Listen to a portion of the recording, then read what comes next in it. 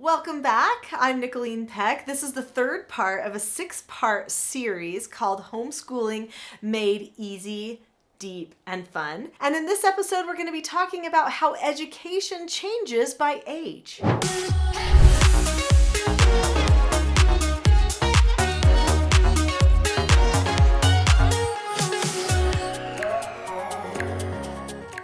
In this video, we're going to be talking about the development of the child and what they need at the different phases and stages of education. Hopefully this will give you some insight as you're trying to pick through curriculum, project options, and book choices for your child.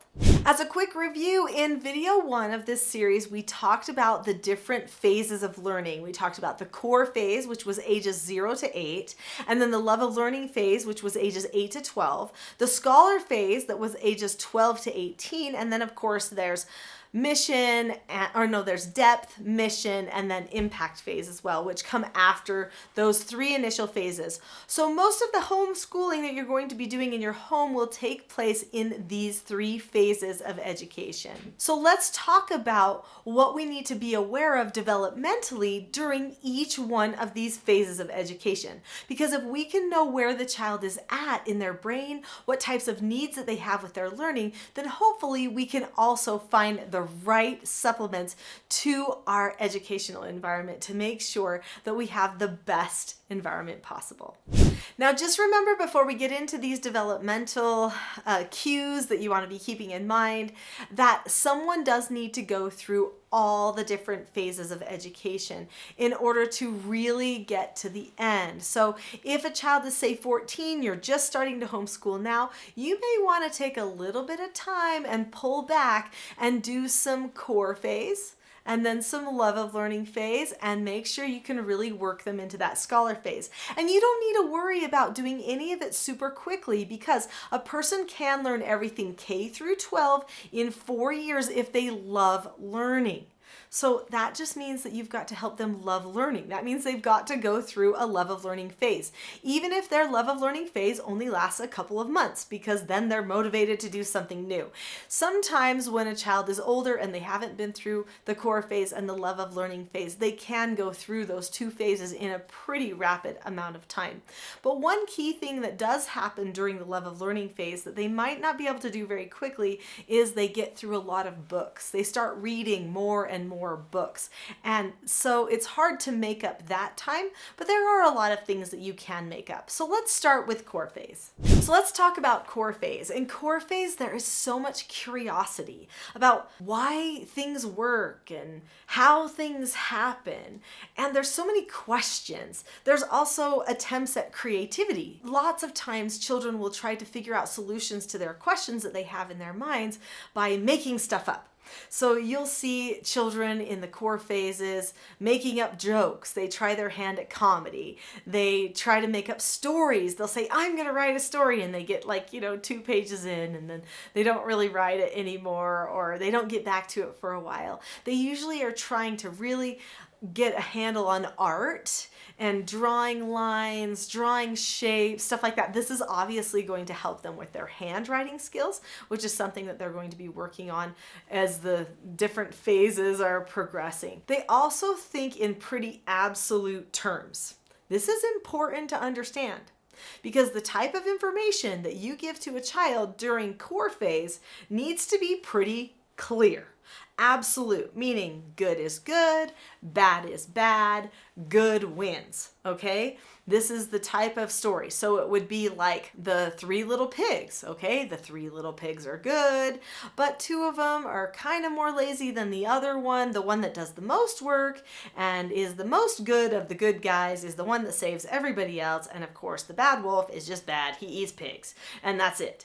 And so it keeps things very, very clear. So those types of stories, like the 3 little pigs, the little red hen, the little engine that could, Little Red Riding Hood, all of those stories. Aesop's Fables, oh my, Aesop's Fables is a great one to be using for your children when they are in the core phase. Because remember, during core phase, they're learning what's right and wrong, good and bad, true and false. And they need to see good and bad. Now you'll notice that children during this phase of development, they tattletale a lot on each other, on siblings. Sometimes they'll even tattletale on daddy to mommy because they're like, he's not doing it right. You know, mom told me we do it like this and dad's messing it up, you know.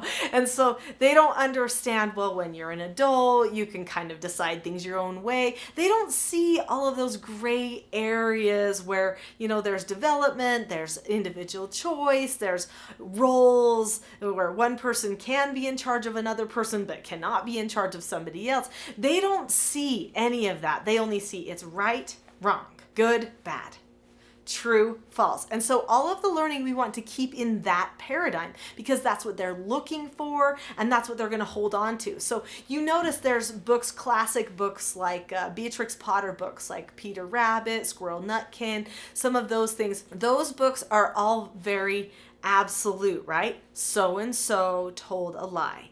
So-and-so snuck in Mr. McGregor's yard, and so he was almost killed. You know, he didn't follow what his mom told him, right? And so there's just very clear. In fact, when I wrote my books for children, my children's books, I had that mindset in mind. So all of these books are, number one, bright and vibrant. So if you add a good character, like a hero character, and you put them in the dark, that's immediately confusing to a young core phaser. And they can start to develop a fascination with the dark and thinking that dark is good, or even like bad is good if the wrong type of story is presented to them. This is why, like videos, I never let my children watch things like Shrek. Then there was another movie called Madagascar, and it was full of attitude problems and stuff like that. And I thought, yeah, they may want this appeal to children, but it's not going to appeal to mine. I'm not showing it to them because I don't want my children to start mimicking this, because they will. They will say the words that they hear because they're still trying to get a handle on vocabulary. So you want to pick books that have good vocabulary words, bright pictures, and that teach moral absolutes, because that's what they're looking for. This is the time when they are forming their foundation. So you need to give them foundational understanding and experiences that they can build upon. So we found these books when my children were little, not just these two, but there's a whole bunch of them. So this book, I Wonder Why My Body Needs Sleep, and I Wonder Why Butterflies Flutter. So those are just a few of the things in the book. So in the I Wonder Why Butterflies Flutter, there's also going to be, when is a fly not a fly? Or what is an insect? Are spiders insects? Right, so now we're getting into some basic science about animals. Which insects listen with its legs? Wow, that's crazy, right? Who listens with their legs? Well, did you know an insect does that? In My Body Needs Sleep, there's going to be, oh, what is a dream? Why do I have to sleep?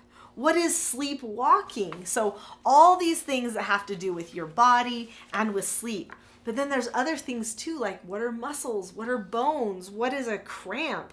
Why do strong people have big muscles? Why do they look different? And it answers in a very simple way. So these were done by Reader's Digest. It was a Young Families edition of books. If you can find them still, I say find them. But books like this are really great for the core phaser. They just need little snips of information. You can have short discussions with them because their attention span is shorter. So that's important for you to recognize as you're gearing your discussions. I would still read to my child out of a book like this, and then I would ask them a question, or I would see what their thoughts are on that particular topic. So I would start having what I call narration, and they would narrate back to me what they remember from what we just learned. But I don't ask it like that, like, what do you remember? No, you don't say that. You just say, you might say something like, what is my nose for? Your nose is for smelling things, and it also helps your tongue with tasting. It can do this because tiny bits of food are carried by air up into your nose when you eat. They might say, I didn't know that. I didn't know that tiny bits of food were in the air and going into my nose when I eat. Did you know that? And they might say, no. And they might say, wow, what do you think is amazing about our nose? And they might say, well, I think it's amazing that our nose is part of tasting, and so then we can talk about our noses or whatever it happens to be. So just reading a little bit to a person and then discussing and having a little time for narration, it's the perfect activity for during the core phase. When your child starts narrating about stories that you've read together, or they start making up stories or telling you the things that they've learned, it can also be fun to sit down at a computer or to sit down with a piece of paper, depending on, what you want to show them is the best way to record their thoughts. You could do some of each, and you write down or type out exactly word for word with the punctuation where they've had the gaps and everything, word for word what they have said. And then you read it back to them so that they can hear their exact words and they recognize it's important to put my words on paper so that I can share them with anyone. I could send this to grandma. I could read this to dad. This is what I said. It's my report. So narration, super powerful, making sure that you make the most of it by writing it down for them before they can even write. Now I know a lot of people really push reading, writing, basic arithmetic, stuff like that when a child is young, surely before the child is 8 years old, and that's totally fine. My children were all reading by the time they were 3, but they weren't writing super well until they got a little bit older, maybe like 6 or something. And then the girls were a little better than the boys, except for my daughter that was dyslexic. She had good handwriting, but it was all backward. So I didn't push on the writing. We just kept nurturing it because it takes a lot more capability brain-wise. There's a lot more connections that have to happen to really get that writing to work and to come out of the hand correctly. Most children just don't have that type of coordination yet, which is why many people will not begin musical instruments until a child hits around age 7 or 8, especially things like piano and stuff like that. So developmentally, that's where your core phaser is at. So keep that in mind because the way that you teach them is going to be very different than when you teach your love of learners or your scholar age youth.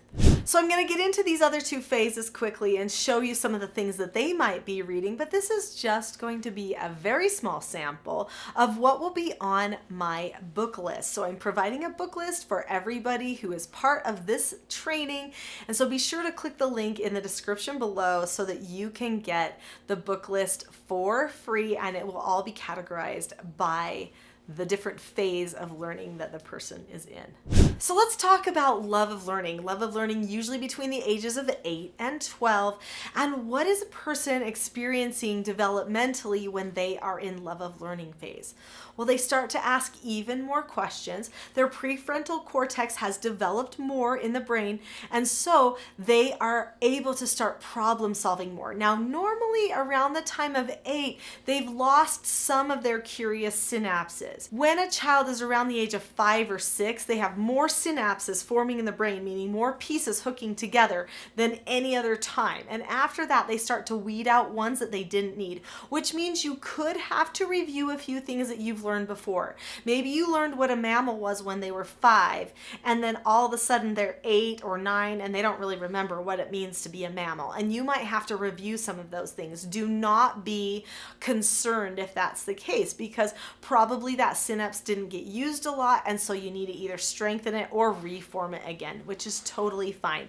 But some of the synapses that were used a lot during that time should be helping the child carry through this next phase of learning as well. Now, the child at this stage really is looking for more attention too, so keep that in mind. Their attention span should be increased a bit if they haven't spent a ton of time on digital devices and TV and stuff.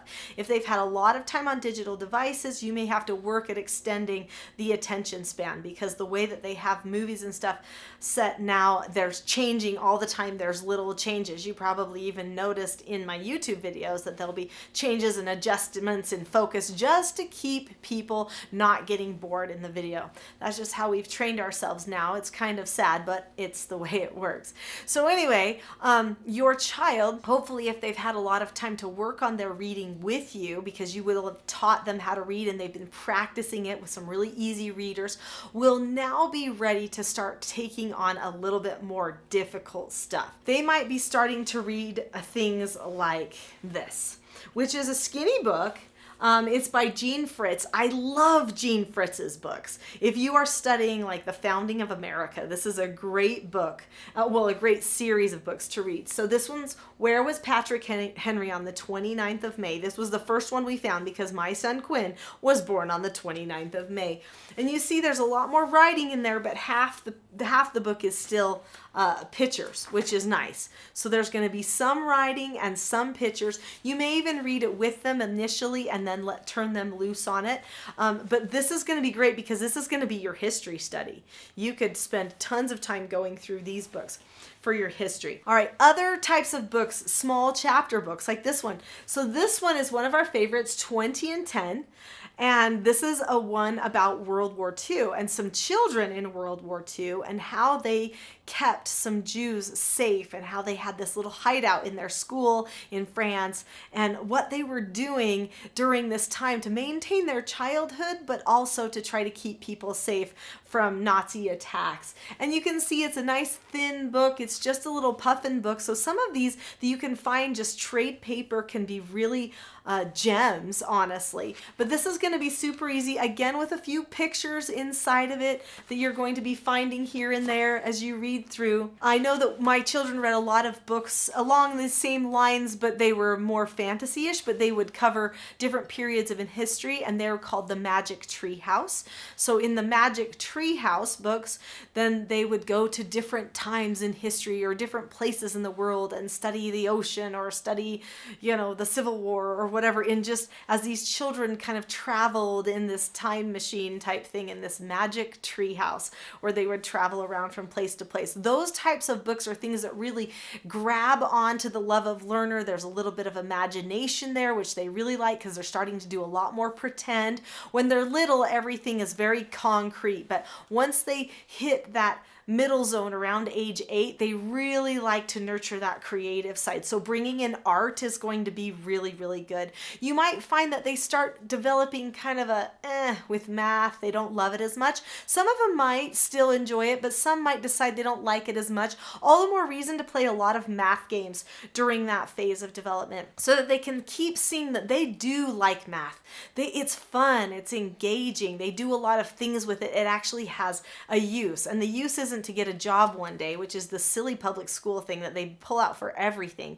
The use is actually so that you can problem solve and think stuff through and know that you did it, or win that game of tic-tac-toe or whatever it is. That is actually why you do math, because it's a great accomplishment and it gets your brain moving. During this time, you might see them pick up a book like this and then not finish. That doesn't mean there's anything wrong with the book. It just means that they suddenly had another thought pop into their head.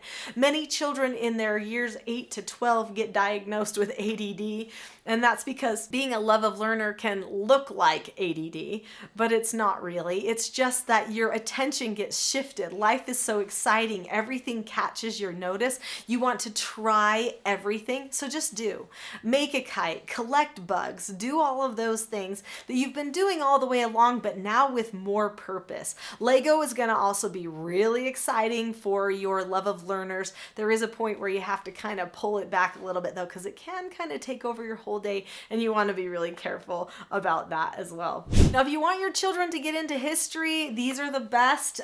Childhood of Famous Americans, nice chapter books, big words. In fact, these are some of the first books that I have my children read when they start wanting to read really big ones. This is great. This one's about Helen Keller, but almost every key political, social, sometimes even Hollywood figure of the old days has had one of these made about them. I mean, there's like Gandhi and Mother Teresa and George Washington and Abraham Lincoln and, there's just so many, Daniel Boone, all kinds of different people that you can read about, and it gets them in touch with history, but it's something they can do themselves. All right, I think I mentioned already, I don't know if it was in this episode or in the one before, but we talked about the Trumpet of the Swan. So this is E.B. White. She wrote like Charlotte's Web, which is probably the one she's the most known for, as well as like Stuart Little and stuff like that. Great author. That's going to be a great love of learner book. Either they read it themselves or you read it to them and then you discuss it. Now here's some more history for you. The Little Maid series by Alice Turner Curtis. So the Little Maid series is kind of like old olden day American Girls. You know how there's those American Girls books, which by the way are a good level for your love of learner girl to be reading. These ones might be a tiny bit above the level, but you could read them to your daughter or your son and you could discuss them. These are going to be little girls that helped during the time of the Revolution, which I like these way better than the Felicity books. And by the way, I only read American Girl books if they were like made before, I don't know, like 2000. I mean, honestly, a lot of the new ones are kind of like, meh. I don't really like them. The quality just went down. I mentioned this one a lot. I'll probably mention it multiple times because I love this book. I love this author, Nicholeen Peck. Nicholeen Peck has all of these books on science and they're so fun. This one is Archimedes and the Door of Science. She has Galen and the Gateway of Medicine, Herodotus and the Something of History. Along Came Galileo. She's got a lot of these great books that tell history and science and stuff in them, and they are just fascinating. And they are really great, easy reads with occasional pictures in them and things that you can read and discuss and even try out some of the ideas on your own.